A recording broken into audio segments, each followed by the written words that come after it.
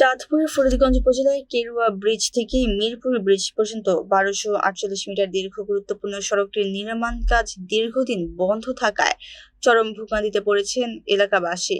প্রায় ১,৯৩,০০,০০০ টাকা ব্যয়ে প্রকল্পটির মেয়াদ গত ২১শে ফেব্রুয়ারি শেষ হলেও কাজের অগ্রগতি চোখে পড়ার মতো নয়। স্থানীয়রা জানায়, রাস্তায় নির্মাণ সামগ্রী ফেলে রাখায় প্রতিদিন ছোট বড় দুর্ঘটনার শিকার হচ্ছেন পথচারী ও শিক্ষার্থীরা। ঠিকাদারি প্রতিষ্ঠান মতলব ট্রেডিং আর কে এন্টারপ্রাইজের গাফলতির কারণেই এই দুর্ভোগ বলে অভিযোগ তাদের।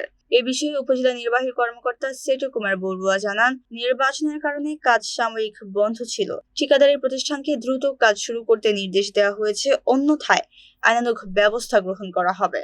জাতীয় নির্বাচনের কারণে মিরপুর যে সড়কটি রয়েছিল কিছুদিন কাজ বন্ধ ছিল, তো এখন আবার কাজ শুরু হবে। ঠিকাদারের সাথে কথা হয়েছে, ওনারা বলেছেন যে সমস্যা থেকে কাজ শুরু করবে। তারপর যদি কাজ শুরু না করে আমরা আইনগতভাবে যে ব্যবস্থা গ্রহণ করা সেটা আমরা ব্যবস্থা করবো। এখানে অনেক স্টুডেন্ট এই রাস্তা দিয়ে প্রতিনিয়ত চলাচল করি, তো এখানে রাস্তাটা অনেক দীর্ঘদিন যাবতে পড়ে আছে, এভাবে কোনো পরিবর্তন হচ্ছে না। আমরা চাই এটা দ্রুত সংস্কার হোক।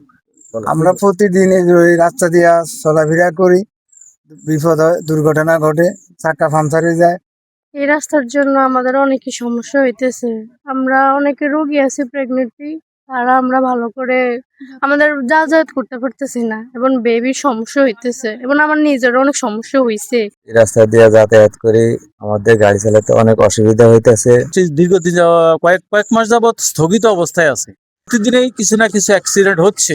অনুরোধ করছি প্রশাসনকে আমাদের এই রাস্তাটা অতি দ্রুত ঈদের পূর্বেই আপনি মেরামতের ব্যবস্থা করেন।